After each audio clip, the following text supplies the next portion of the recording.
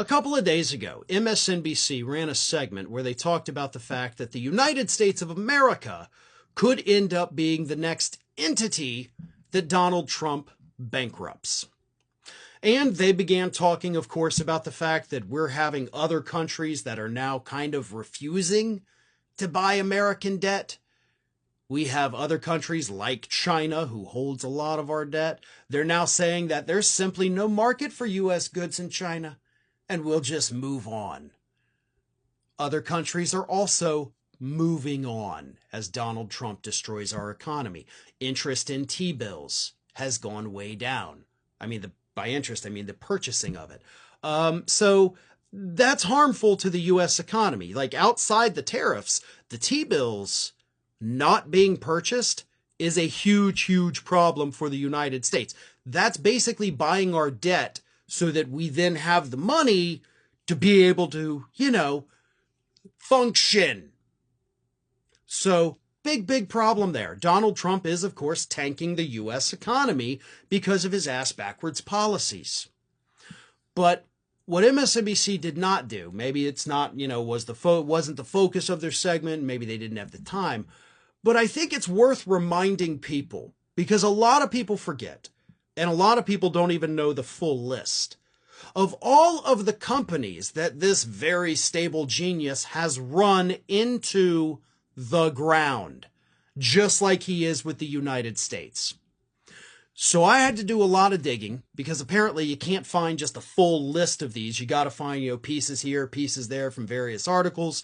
So I took my time, I did my homework, and ladies and gentlemen, I am proud to present to you a slightly incomplete, because I did leave some off just for time purposes, but here are the companies that Donald Trump has had his name on, that he has started, that he has also destroyed. The bankruptcies, and that is different from the failed business ventures, but the bankruptcies include Trump Taj Mahal, Trump Castle Hotel and Casino, Trump Plaza Casino, Trump Plaza Hotel, Trump Hotels and Casino Resorts, and Trump Entertainment Resorts. So before I continue, I think it's very important to understand what these business ventures all are. These are all hotels. Some of them, of course, hotels and casinos, but hotels is his thing. Like, that is his baby. Come, stay in my place. I have a resort. And he has more bankruptcies than he has active resorts today. That's very important. Now, here's the list of Donald Trump's business ventures that just went totally under and no longer exist. Again, this is incomplete. I did leave some things off, but here's the list. Trump Steaks, Trump News Media, the Trump Network, Trump University, Trump Magazine, Trump The Game, Trump Mortgage, Trump Vodka, Trump Airlines, Trump Cologne, Trump Water, Trump Wine, Trump Tower Tampa.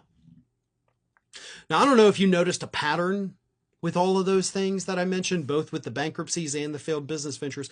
What do they all have in the front? Like, what's literally the first word of every single thing I just read to you? Trump. He thinks he is the brand. He thinks everybody has always loved him. This list of failed business ventures is longer than his list, by far, of successful business ventures. I mean, you can also add to that Turnberry over in Scotland. That one's not doing well. Trump Hotel in Las Vegas. I'll just tell you anecdotally, 2 weeks ago I was in Las Vegas, which is when I had to record in front of that horrible curtain that apparently everybody hated. Sorry, it was a hotel room. I had no other choice. But my hotel room overlooked Trump Hotel in Vegas. I have never seen fewer cars at any hotel in Las Vegas ever. At one point, I counted the cars in their parking lot next to it. There were 17. 17. I would sit there and watch it for 15, 20 minutes at a time, and you never saw a single car pull up. And if you've ever been to any hotel or casino in Vegas, If you go stand outside, there is nonstop cars coming and going all the time. Not one. You could watch for 30 minutes and not see a single car outside his hotel in Vegas. Again, that's anecdotal, but I did it. That's research. But the point is this. Donald Trump is clearly not a good businessman. The only thing that has kept him afloat is the real estate in New York City.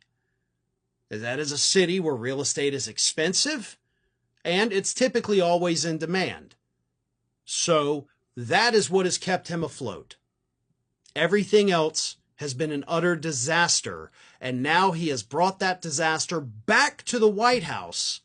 So to sum it all up, I agree with MSNBC that given Trump's business history, it's more likely than not that he will destroy the economy of the United States, because he has done it time and time again with business venture after business venture.